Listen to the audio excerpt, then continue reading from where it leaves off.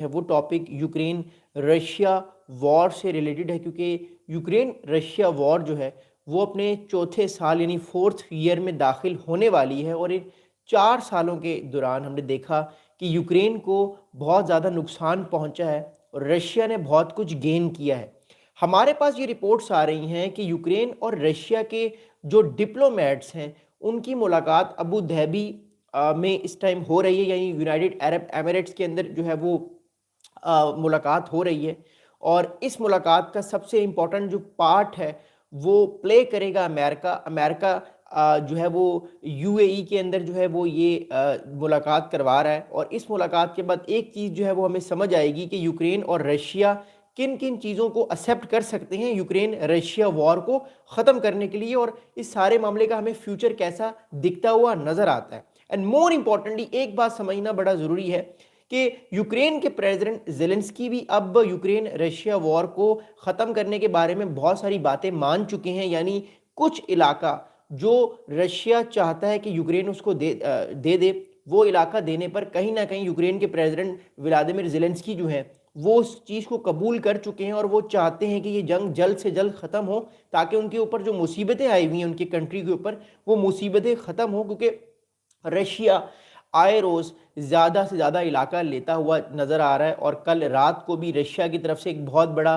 Drone attack हुआ Ukraine के ऊपर, जिसमें तकरीबन 6 लोगों की डेथ हुई है। जो कैपिटल है यूक्रेन का कीव, वहाँ पर यूक्रेन के पास फौजी मदद भी सही तरीके से नहीं आ रही। नेटो जो है वो इतना ताकतवर साबित नहीं हुआ। नेटो एक वीकर कंट्री के तौर पर, हमारे एक वीकर ब्लॉक के तौर पर सामने आ रहा है। उसकी सबसे बड़ी मिसाल ये है कि रशिया ने अकेले तकरीबन 10 से ज़्यादा नेटो मेंबर्स को बुली करने की कोशिश की। कभी रशिया ने रोमानिया के ऊपर, लैटविया के ऊपर, लिथुआनिया के ऊपर अपने ड्रोन्स या फाइटर जेट्स उड़ाए, उनकी एयर स्पेस को बार बार वायलेट कर रहा है रशिया और उनके ऊपर ड्रोन्स भेज रहा है, उनको प्रोवोक करने की कोशिश कर रहा है। और इस चीज़ से एक बात हमें समझ आ रही है कि जो यूक्रेन है वो और उसके जो एलाइज हैं, ख़ास तौर पे मोर इम्पॉर्टेंटली जो यूक्रेन के एलाइज हैं नेटो के कंट्रीज़, वो इतने पावरफुल नहीं है, वो बहुत वीक होते हुए हमें नज़र आ रहे हैं और वो यूक्रेन को नहीं बचा पा रहे या नहीं बचा सकेंगे इन द फ्यूचर।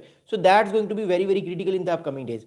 अगली इंपॉर्टेंट बात ये है कि अमेरिका इन सारे मामलात को देख कैसे रहा है। मैंने आपको बताया आज से 5 दिन पहले अमेरिका ने 28 पीस प्लान के पॉइंट्स दिए और वो 28 पीस प्लान्स जो पीस पॉइंट्स थे, उन पीस पॉइंट्स में एक बात वाज़ेह तौर पर कही गई कि रशिया वादा करे कि वो दोबारा यूक्रेन या नेटो पर अटैक नहीं करेगा। ऑब्वियसली रशिया फिलहाल तो ये पॉइंट्स मान लेगा बिकॉज उसको ऑलरेडी बहुत सारा इलाका यूक्रेन का मिल रहा है। But we all know that कि रशिया अगले 5 या 10 साल में दोबारा नेटो के ऊपर अटैक कर सकता है या करेगा।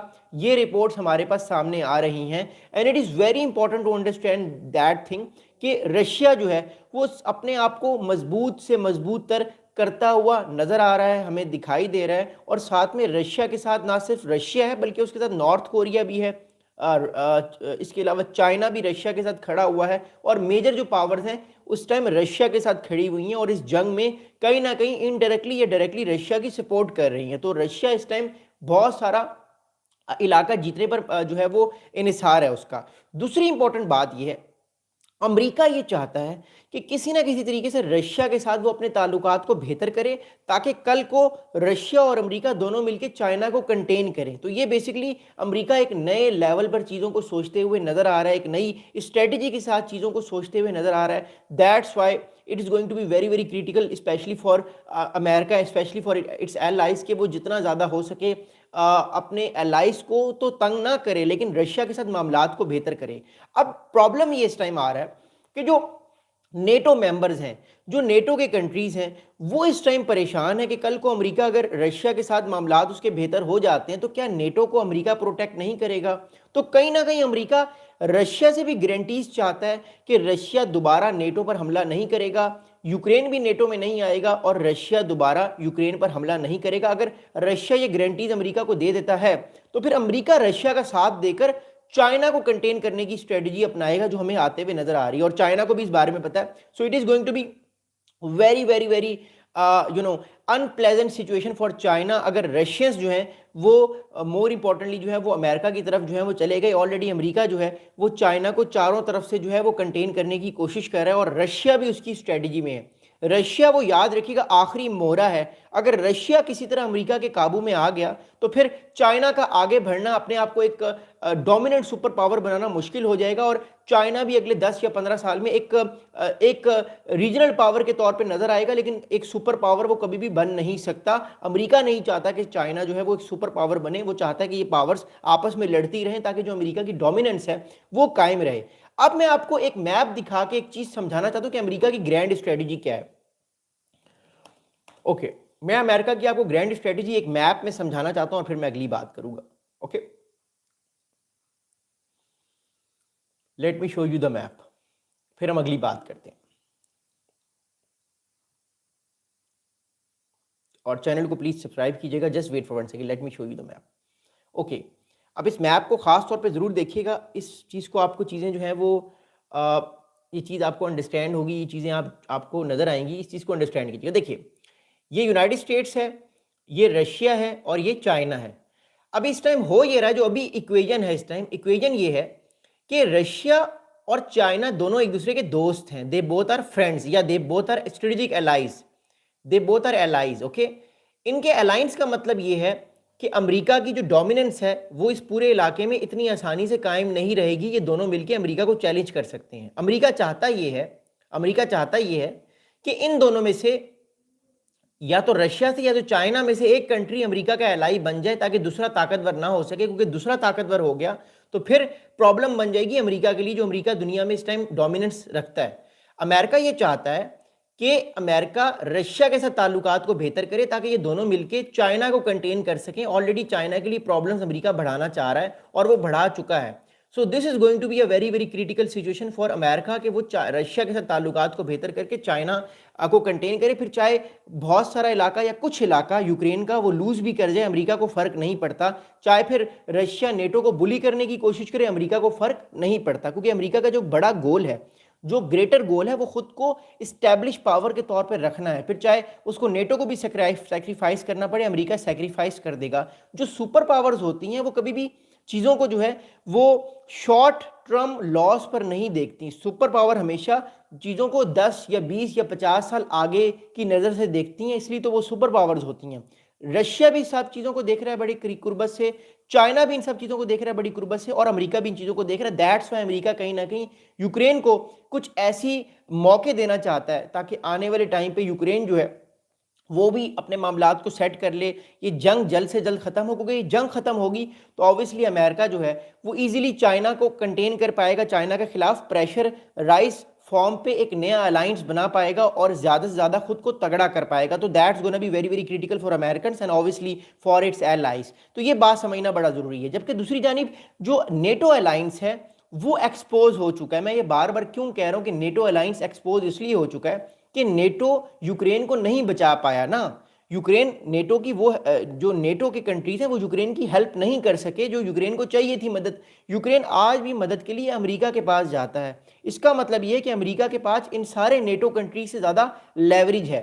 चाहे फिर फ्रांस हो, यूनाइटेड किंगडम हो, जर्मनी हो, वो बातें बड़ी बड़ी करते हैं, बट प्रैक्टिकली जो असल हेल्प कर रहा है यूक्रेन की, अगर हम जंग को देखें तो वो हेल्प अमेरिका ही यूक्रेन की कर रहा है। ये कंट्रीज जो नेटो के हैं ये नहीं कर रहे, ये सिर्फ अपने आप को बचाने पर लगे हुए हैं, बिकॉज इनका जो पॉस्चर है वो हमेशा से डिफेंसिव पॉस्चर है। अमेरिका का जो पॉस्चर है वो हमेशा से एग्रेसिव रहा है, वो अटैक की फॉर्म पे आता है, क्योंकि वो ऑब्वियसली एक बड़ा और पावरफुल कंट्री है, सुपर पावर है दुनिया की। तो इसलिए रशियंस भी जो निगोशिएट करना चाहते हैं या पसंद करते हैं निगोशिएशंस, वो अमेरिका के साथ निगोशिएट करते हैं, वो नेटो कंट्री के साथ निगोशिएट नहीं करते। इवन रशियंस के नज़र में उनका जो असल कंपेटिटर है वो नेटो नहीं है, उनका असल कंपेटिटर अमेरिका है। इसलिए वो नेटो कंट्रीज को बार बार किसी ना किसी तरीके से बुली करने की कोशिश करते हैं।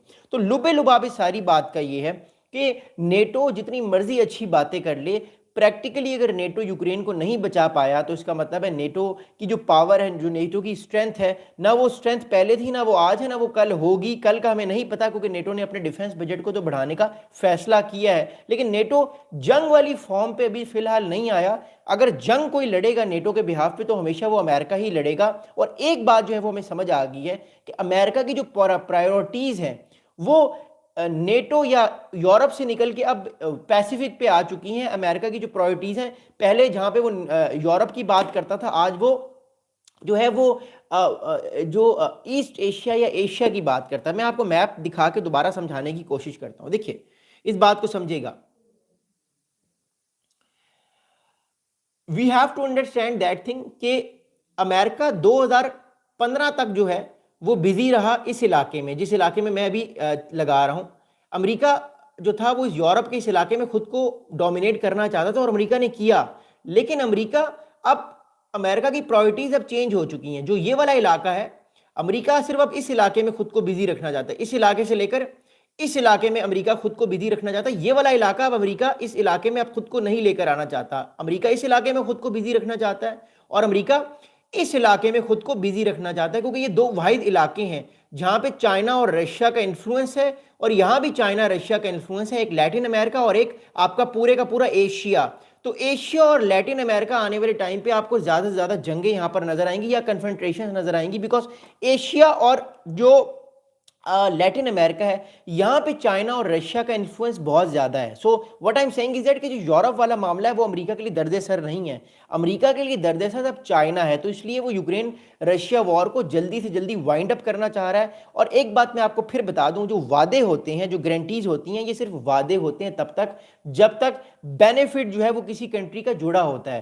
جب وہ بینیفٹ ختم ہو جاتا ہے, سارے وعدے, ساری باتیں, ساری راتیں, سب کچھ ختم ہو جاتا ہے. جیو پولیٹکس کا یہ بہت بڑا رول ہے.